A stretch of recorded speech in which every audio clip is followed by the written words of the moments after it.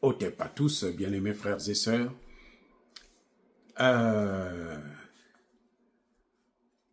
L'OTAN veut amener le monde dans une troisième GM. Quand je parle de l'OTAN, y compris les États-Unis, pas seulement les pays européens. Les amis, regardez ce qui se passe. On ne peut pas, comment dirais-je, Vladimir Poutine veut négocier. Vous allez me dire que s'il veut négocier, il arrête la guerre. Non. Parce que s'il arrête la guerre, ça va laisser le temps aux autres de se préparer, de s'organiser, et puis de relancer encore l'offensive. C'est d'ailleurs ce qu'ils sont en train de, ce qu'ils veulent. C'est pour ça qu'ils demandent un cessez-le-feu d'1 mois. Pendant 1 mois, eux, ils vont s'équiper, ils vont s'organiser, et puis bon, ils vont lancer encore l'offensive, ça va reprendre. Vous voyez, c'est pas ce que Poutine veut. Poutine veut une guerre définitive. Il veut que ça s'arrête définitivement et puis que les solutions puissent être cette fois-ci, par exemple, en ce qui concerne l'élargissement de l'OTAN, que ce soit écrit. C'est vrai que même quand c'est écrit, il les viole. Donc, mais au moins, ça donne plus de poids que lorsque ce sont des paroles simples. Parce que l'OTAN, les États-Unis notamment, avaient déjà dit qu'il n'y aura pas élargissement de l'OTAN. C'est ce qu'ils avaient promis à Gorbatchev. C'est pour ça que Gorbatchev avait justement tué, si vous voulez, le pacte de Varsovie. Donc, eux, ils demandent un cessez-le-feu pour reprendre la guerre. Les Russes ont tout compris. Parce que Angela Merkel l'a dit, et François Hollande l'a confirmé, que les accords de Minsk, c'était pour permettre à l'Ukraine d'obtenir des armes, de s'équiper pour mieux affronter la Russie. Le cessez-le-feu aura donc les mêmes objectifs. Je vous ai dit que, dans une de mes précédentes vidéos, qu'il y a un problème de confiance dans les relations internationales.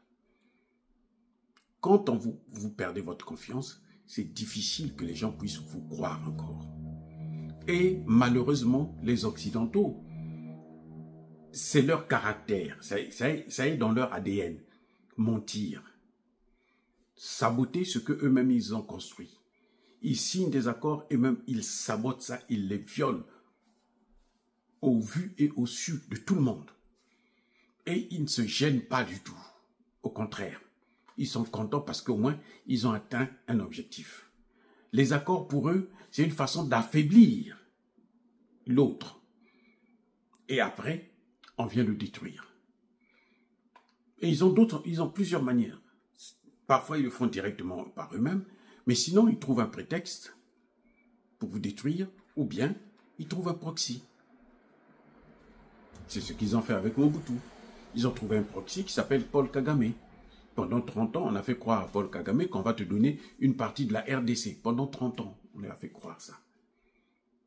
Kagame a cru que les Américains vont lui donner une partie de la RDC. Même s'ils voulaient balkaniser, ils ne peuvent pas balkaniser pour donner ça à Kagame. Sinon, ça va rendre Kagame trop fort. Et Kagame, s'il est trop fort, Kagame pourra maintenant les attaquer. Vous comprenez? Être capricieux.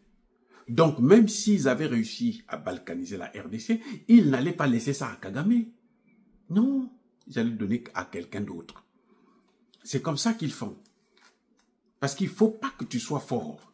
Il ne faut pas que tu aies, qu'il y ait un hégémon, qu'il y ait une force dans une région donnée. C'est pour ça qu'ils veulent détruire le Sahel. Parce que le Sahel est en train de devenir la première force en Afrique, la puissance africaine. Donc, il faut détruire ça carrément. Parce que eux, ils ont un principe. Comme ils sont, eux, hégémoniques, il ne faut pas qu'il y ait une force régionale. Dans toutes les régions, là, ils doivent contrôler ces régions. Or, si dans une région, il y a une force qui est là, cette force risque de rivaliser avec eux. Vous voyez, les amis? Et c'est ça que maintenant, ils sont en train de faire face.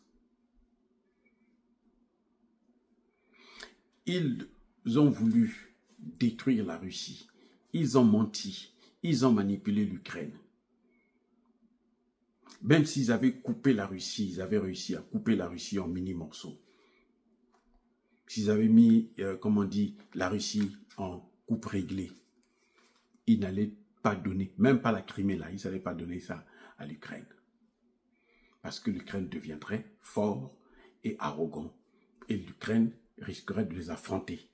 Si l'Ukraine ne les affronte pas, l'Ukraine va dire tout ce qu'ils ont fait ensemble pour les salir. Donc, on ne peut pas utiliser, comment dirais-je, une personne qu'on a utilisée, un État qu'on a utilisé, on ne peut pas le rendre fort, il faut le rendre toujours faible. Comme ça, à n'importe quel moment, on peut l'utiliser encore. C'est ce qu'ils ont fait avec Kagame. Quand ils ont vu que Kagame devient maintenant trop arrogant, ils l'ont détruit eux-mêmes.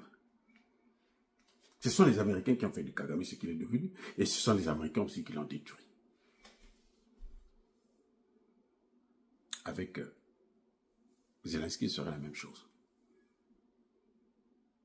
Maintenant, que font les Russes? Les Russes disent, non, si vous voulez, on va vers la paix. Une fois pour toutes. On ne va pas dans des petits reprises et puis on repart. Parce que, et là c'est le conseiller spécial de Vladimir Poutine, celui qui est chargé de négocier avec l'Ukraine, le patron de la délégation. Un certain Vladimir aussi, d'ailleurs, Medensky, qui dit non. À l'allure où nous sommes en train de partir, si ça continue, ils vont déclencher une guerre. Nous allons vers une future guerre. Avec l'arme ultime. Nous allons utiliser nos armes dissuasives pour cette guerre.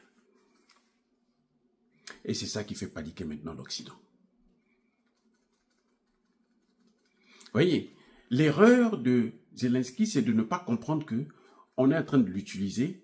Quand tu es proxy, on ne peut pas te rendre fort. Parce que si tu es fort, tu risques d'être maintenant récalcitrant, arrogant, et tu risques même de les affronter. Quand c'est comme ça, à un moment donné, il faut qu'eux-mêmes ils te détruisent. Ils ont fait ça avec Mobutu, ils sont en train de faire ça actuellement avec Paul Kagame. Ils sont en train de le faire avec Zelensky. Eux-mêmes, ils vont le détruire. Sinon, ils vont le neutraliser parce qu'il connaît trop de choses. Tous les accords qu'il a signés, les contrats, comment il a parlé avec eux et tout, machin, il a des dossiers. S'il sort ça, ça va être pour les Occidentaux là une honte. Donc, eux-mêmes là, ils peuvent l'éliminer. Les amis, soyez bénis.